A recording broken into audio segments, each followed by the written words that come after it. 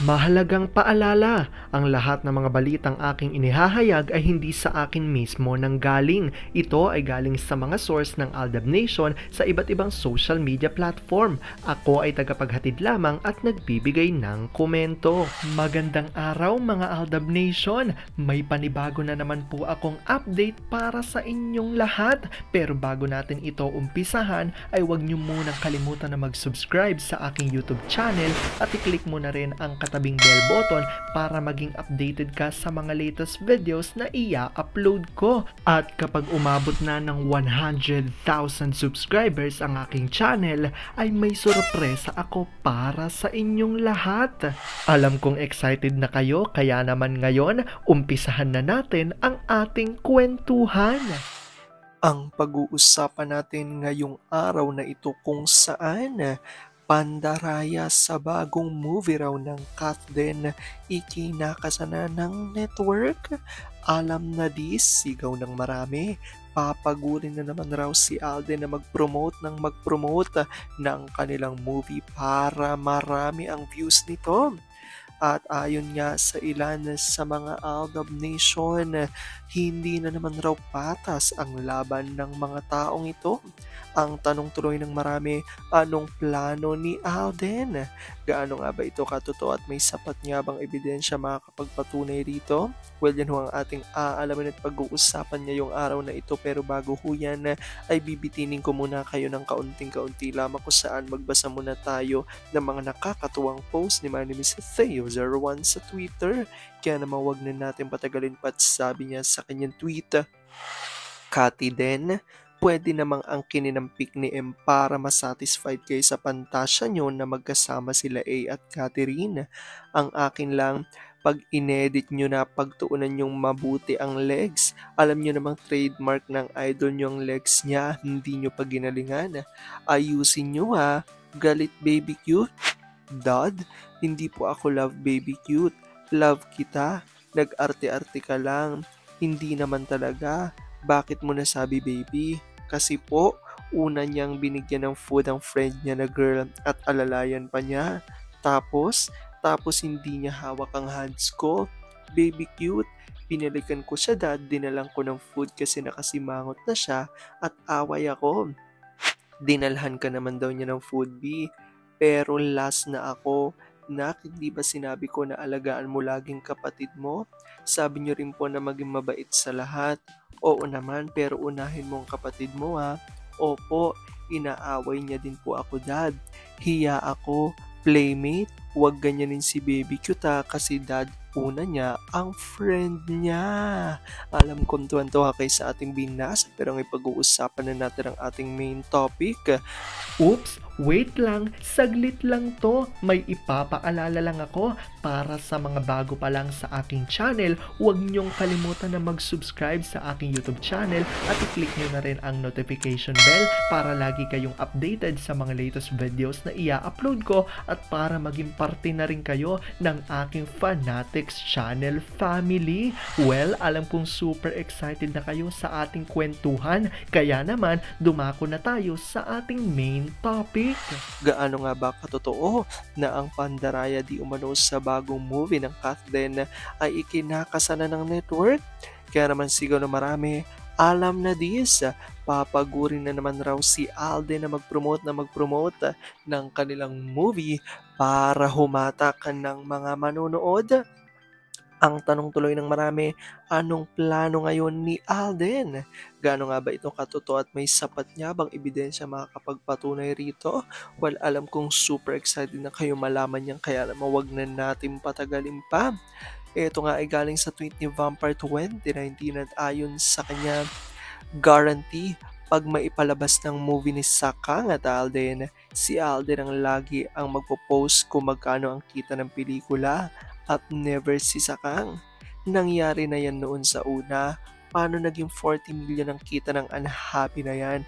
Halos walang tao sa loob ng sinehan. Akala kasi natinag tayo sa strategy nila. Bakit hindi nila asikasuhin yung prangkisa nila o yung stock price kesa pagtuunan ng pansin itong Sarsuela 2? Nasa umpisa pa lang talo na sila.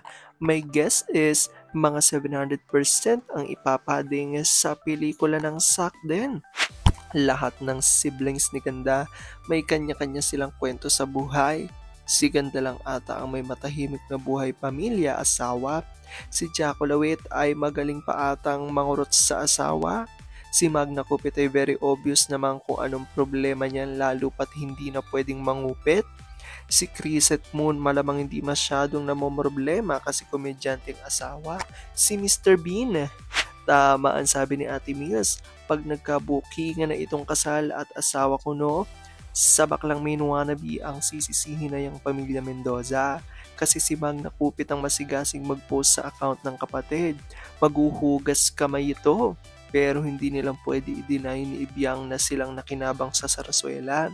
I-DM lang ako ni Kong Bingbong at ang mga fans ay madaming resibo ng mga fans na nakabaol. Wala silang kawala sa pagpapalaganap nila ng fake news. Sabi ni Gigi, patay-patay si A sa pag-promote niyan. Makakarating sa kung saang bansa para mag-promote pero si nakatiwangwang lang. Si A ang pagod and then ang padding results silang ang may credit. Nangyari na yan sa part 1. Sabi ni Twin Flame Australia, kabisado ng ginagawa nila sa mga movie nila. Lahat na hocus-pocus champion sila. Sanay sila sa ganyan. Pelikula nila kikita ng 10 million posts, 100 million, kahit ang kita ng mga ilan-ilan taong nanonood si sa HLG noon, no to solo projects. Ayan nga ang ilan sa mga reaksyon ng mga Aldab Nation dahil ngayon nga alam naman natin na patapos na ang pagsushoot ni Kath at Alden ng kanilang bagong movie. Ito nga ay ang sequel nga o ang part 2 ng kanilang movie nitong nakaraang taon lamang na Hello, Love, Goodbye.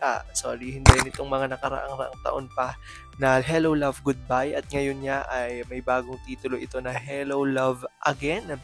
And marami nga ang hindi natutuwa ng mga Aldab Nation dito nga sa bagong movie na ito dahil nga ang talagang matagal nang sinisigaw ng marami pagsamahin nga raw sa movie nga muli ay sina Min at Alden.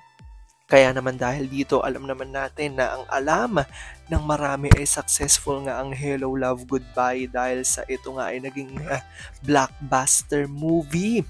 Kaya nga ayon sa mga fans ni Kath at Alden siguradong araw na ganito muli ang mangyayari dito sa Hello, Love Again. Siguradong araw magiging blockbuster ang movie na ito. Ngunit hindi nga sang-ayon dyan ang ilan sa mga Aldab Nation dahil para sa kanila nga mahilig nga raw sa padding di umano ang network na ito at marami nga raw patunay na kanilang mga inilalabas na mga pelikula na makikita naman daw sa mga sinihan ay wala naman talagang nanonood. Ngunit bigla nga raw naglalabas ng resulta o ng kinita ang network na ito na palaging 100 million pataas ang kinikita ng kanilang mga movie na ayon sa mga Aldab Nation ay wala nga raw itong katotohanan dahil itong araw ay pandaraya lamang. Kaya naman para sa mga Aldab Nation, kapag nga raw kumita na naman ng malaki itong bagong movie ni Kath at Alden ay siguradong itong araw ay hindi totoo at itong araw ay padding lamang ayon yan sa mga Aldab Nation dahil gusto nga nila na sila lagi nga raw ang tinatawag na blockbuster. Kaya naman sigaw ng mga Aldab Nation na wala na nga raw maniniwala kapag lumabas ang balita na maging blockbuster muli ang bagong movie ni Kath at Alden. At kung gusto nga raw talaga nila ng blockbuster movie, hamon nga ng ilan sa mga Aldab Nation ay pagsamahin nga muli sa isang movie sina Alden at Meng. I-comment down below nyo nga guys kung sang-ayon kayo at kung gusto nyo rin na magkaroon na ng bagong movie na magkasama together sina Alden at Meng at kung ano ang naiisip nyong title, i-comment down below nyo guys. At baka naman sakaling merong makarating o makapanood ng mga producers at gawin ang ating hinihiling.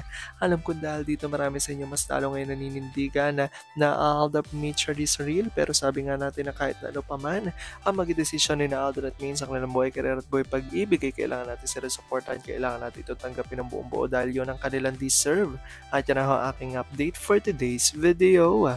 Maraming salamat sa panonood at pagtapos sa videong ito. Kung nakapag-subscribe ka na, welcome sa Fanatics Channel family. Kung hindi pa naman, huwag ka nang mahiya. Mag-subscribe ka na. Pindutin mo na yan. I-click mo na rin ang katabing bell button para makatanggap ka ng notification kapag may bagong update para sa iyo. Para naman sa parte na ng aking pamilya, punta lang sa aking channel at i-click ang videos para mapanood mo at malaman mo pa ang mga nakaka-good vibes at nakakakilig na fresh news about Maychard. Muli, ako ho ang inyong lingkod na patuloy na maghahatid ng good vibes every day. Thank you mga Aldab Nation. Ingat!